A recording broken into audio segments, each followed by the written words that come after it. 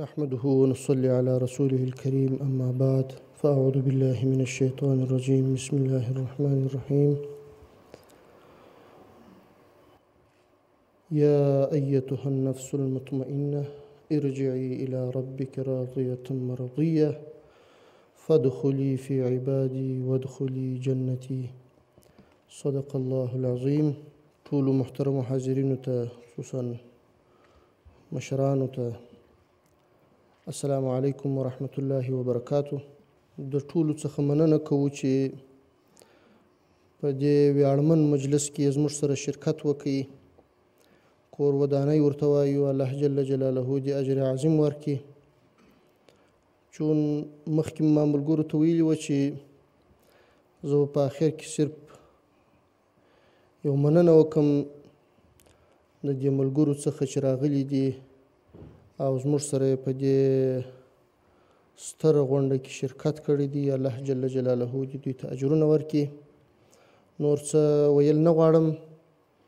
دا یوه خبره به وکړو چې دا کتاب واقعا هم یو رښتینی تاریخ دی. په دې کتاب کې هیڅ یو جمله، هیڅ یو کلمه داسې زموږ په عقل او فکر باندې نه ده پرېښې چې په هغه کې دې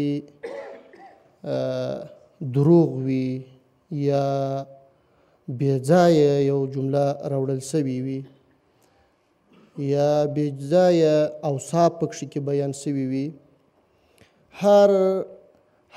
هر جمله مو تللې ده او هر جمله مو ارزولې ده. په دې کې مو په میاشتو کره کتنه ترسره کړې ده. الله جل جلاله دې قاري صاحب محترم ته اجر ورکړي چې په ډېر ښه شکل یې لیکوالي ترسره کړې ده او هغه ملګرو ته چې د ده سره همکاران وو په دې چاره کې.